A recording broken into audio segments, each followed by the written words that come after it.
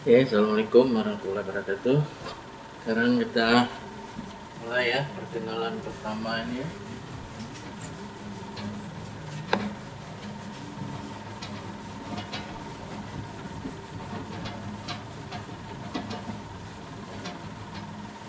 Ini materi kita ya. Ini adalah dasar-dasar perpajakan ya. Dasar-dasar perpajakan. Ini pertemuan pertama. Jadi kita cerita mengenai pajak ya. Pajak ini ya, kalau kita nanti lihat di departemen, di instansi pemerintah itu, pajak ini berada di bawah Menteri Keuangan ya. Jadi pajak itu nanti di bawah Menteri Keuangan itu, kalau kita lihat ini Menteri Keuangan, di bawahnya dia ini ya, salah satu diantaranya ada di sini Dirjen Pajak.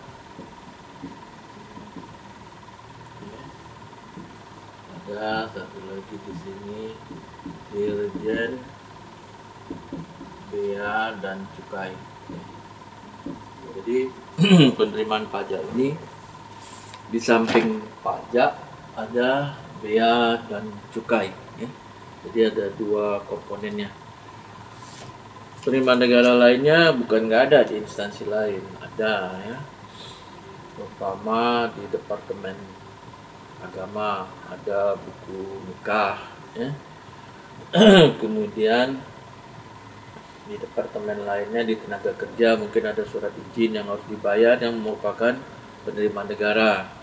Kemudian di badan pertanahan ya, badan pertanahan itu nanti ada uang masukan ke kas negara ya. Jadi kalau nanti kita mau ngurus sertifikat ya, kita ada bayar ganti rugi ke negara. Nanti porsinya dibagi ya, untuk pemerintah pusat, kemudian untuk provinsi di mana tanah tersebut berada, kemudian untuk kabupaten kota di mana tanah tersebut masuk wilayah dia ya. Jadi penerimaannya ya, kalau menterinya dia seperti ini, dan itu menterinya adalah Menteri Keuangan ya. Di sini masih ada yang lain ya, strukturnya ini masih ada yang lain lagi ya. Tarik lagi sini masih ada ya. Ada beberapa lagi mungkin ini nanti. Oke. Sekarang kita masuk definisi dulu. Definisi pajak.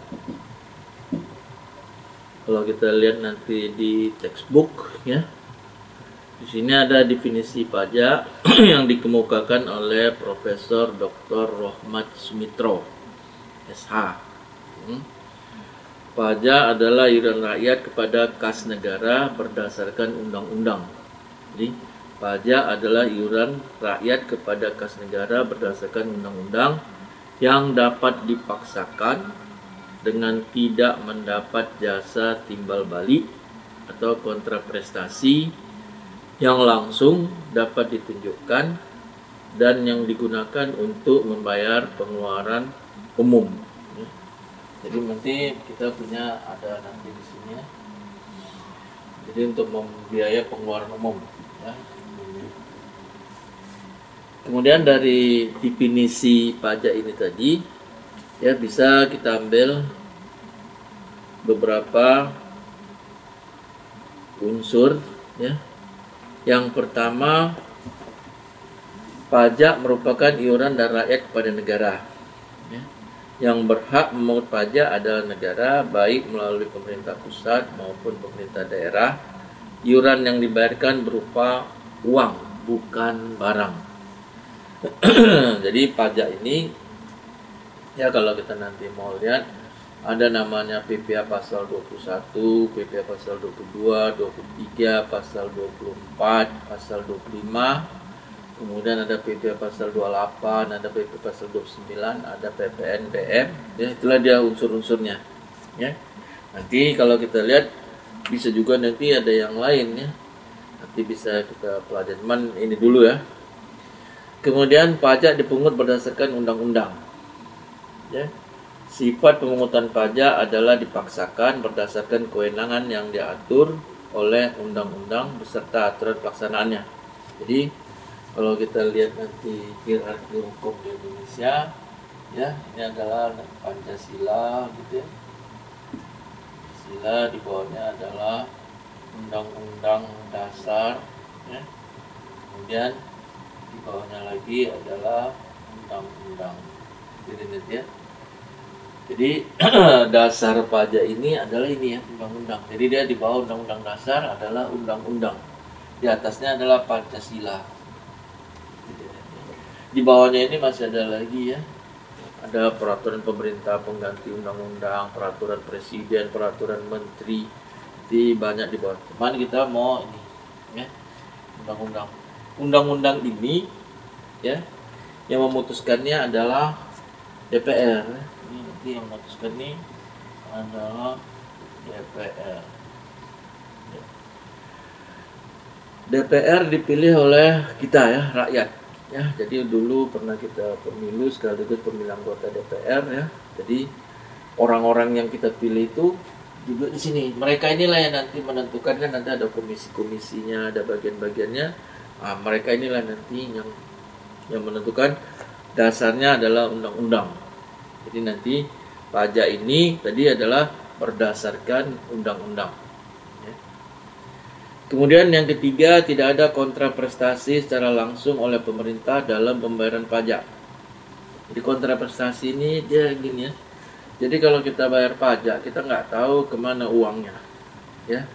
Yang jelas oleh pemerintah dibangun untuk fasilitas-fasilitas publik. Umpama dibangun jalan, ya gitu deh nanti ya, dibangun jalan, kemudian dibangun gedung olahraga, ini deh, itu antara lainnya dibangun irigasi, ya. Jadi uangnya bisa aja dia nanti ke sana, karena dia tidak ada kontraprestasi langsung kepada si pembayar pajak. Beda dengan retribusi ya, retribusi ini kalau kita retribusi, umpama retribusi sampah, kita bayar karena sampah kita memang diangkatnya, dibawa ke tempat TPA, tempat pembuangan akhir, ya. Kita nonton bioskop, ya, kita bayar gratis, ya, kita ada nonton, pasti ada kontraprestasi langsung. Kalau ini dia enggak ya, pajak itu tidak ada kontraprestasi langsung. Yang jelas uang yang kita bayarkan itulah dia nanti untuk membayar antara lain bayar gaji TNI Polri, ya, karena dia menjaga keamanan, gitu ya. Jadi uangnya ini bisa digunakan untuk membayar gaji, untuk membeli peralatan perang, ya. Nanti uangnya ke sana nanti, ya gitu deh nanti uangnya. Jadi macam lah bisa dibikin oleh negara. Karena kan kenapa dibayar gaji kepada pegawai negeri, TNI Polri? Karena dia menjaga keamanan, dia melaksanakan administrasi pemerintahan negara ini, ya. Maka dia perlu dibayar. Uangnya dari mana? Uangnya dari pajak, ya. Jadi kalau nanti kita lihat ini, di APBN nanti ada gini ya. Kalau gini nanti kita ada namanya APBN, ya. Ini berarti pusat, bisa juga APBD, PPN, tapi namanya ini ada satu lagi nih APBN, ada APBD, PBD tingkat 1, ada lagi tingkat 2. Jadi kalau kita nanti di sini ada penerimaan, ya. Dan ini nanti ada pengeluaran. Ya. Penerimaan itu salah satu diantaranya adalah pajak, ya. Di sini ini untuk APBN ya. Kalau yang untuk ini penerimaannya mungkin retribusi, pajak daerah, kan pajak nanti ada pajak negara, ada pajak daerah, ya. Ini yang kita maksud sini adalah pajak yang intinya umpama PPN, ya. BPH ya. Nanti ada banyak lah nanti dari sini ya. Kemudian bisa juga di sini ini ya.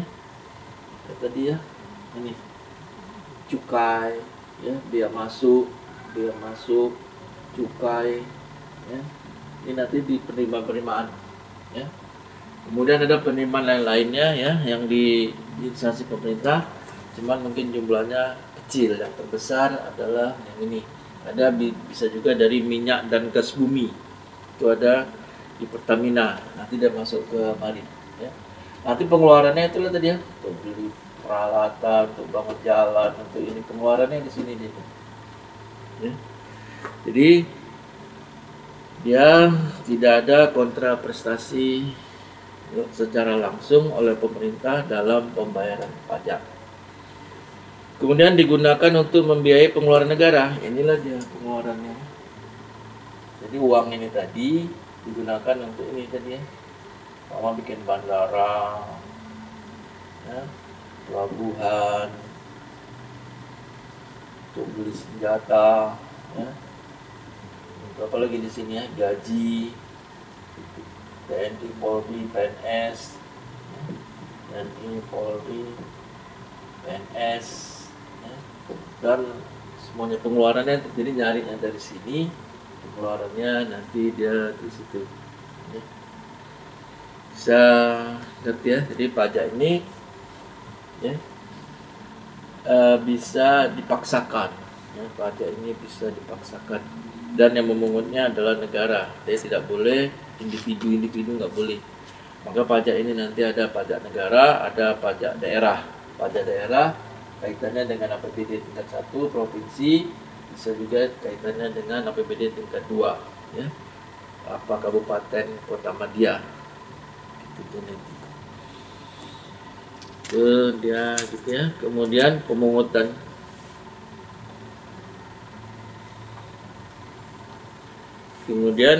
pungutan lainnya ya, tadi seperti saya katakan, pungutan lainnya bisa dia di sini bea masuk, bea meterai, bea keluar ya, cukai kalau apa namanya, bea ekspor ya, cukai. Nah, inilah dia untuk penerimaan negara. Penerimaan daerahnya mungkin ada retribusi, ada pajak daerah, yang lain-lain nanti kita bisa lihat di buku ini ya. Wajib belajarnya kita ke tahap-tahap dulu. Kemudian berikutnya fungsi pajak ya. Nah, masuk fungsi pajak.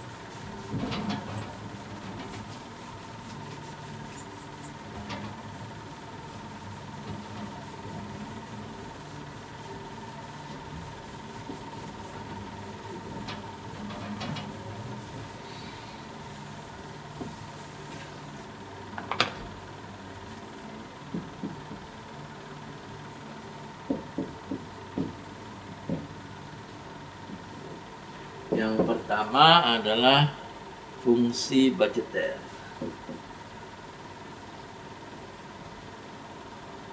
Budgeter atau sumber keuangan negara.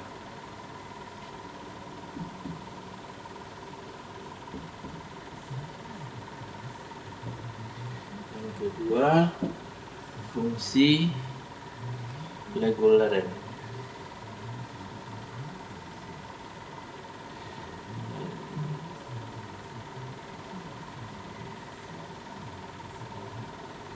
Atau mengatur.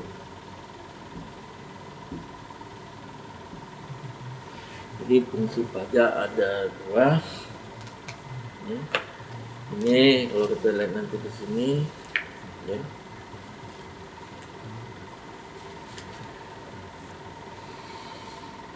Jadi fungsi pajak sebagai sumber keuangan tadi ya. Yang tadi kalau kita lihat nanti tadi, ya, ini fungsi pajak. Ini ya, ini penerimaan. Ini APBN. Jadi penerimaannya itu dicarilah penerimaannya, antara lain pajak negara, minyak dan gas bumi, kemudian dari bea cukai, kemudian dari instansi lain yang kecil ya, penerimaannya kecil. Umpama imigrasi ini kan dia mengatur orang mau keluar negeri kan ada pasportnya itu eh, penerimaan negara, kita bayar nanti uangnya di store ke kas negara, tapi itu kecil ya.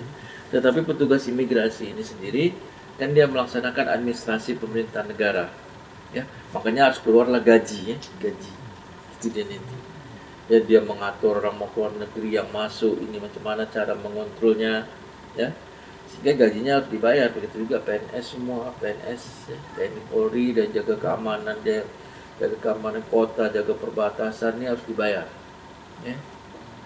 Jadi fungsi budgeter ini adalah ya, fungsi budgeter artinya pajak merupakan salah satu sumber penerimaan pemerintah untuk membiayai pengeluaran baik rutin maupun pembangunan. Jadi nanti rutinnya itu tadi ya, gaji ini dan seterusnya, kemudian pembangunan fisik ya, mungkin membangun jembatan, membangun lapangan terbang ya, dan lain sebagainya. Jadi jenis pajaknya tadi ya adalah PPH, pajak penghasilan, pajak pertambahan nilai, pajak penjualan atas barang mewah, pajak bumi dan bangunan, dan lain-lain. Termasuk diantaranya bea meterai, tapi bea meterai kan kecil, tapi tetap dia namanya penerimaan negara. Itu dia. Ya. Kemudian reguleran ya, fungsi reguleran, pengatur. Pengatur di sini pajak mempunyai fungsi mengatur, artinya pajak sebagai alat untuk mengatur atau melaksanakan kebijakan pemerintah dalam bidang sosial dan ekonomi serta mencapai tujuan-tujuan tertentu di luar bidang keuangan. Ya. Contohnya gini, pajak yang tinggi dikenakan terhadap barang-barang mewah. Ya, jadi pajak yang tinggi dikenakan, maksudnya apa? Supaya pengenaan pajak maksud agar rakyat tidak berlomba-lomba untuk mengonsumsi barang-barang mewah, maka dikenakanlah dia pajak yang tinggi, gitu ya. Mau kendaraan mobil mewah, pajaknya tinggi, ya, supaya orang yang membeli itu memang orang-orang yang punya kemampuan, ya, kemampuan yang tinggi.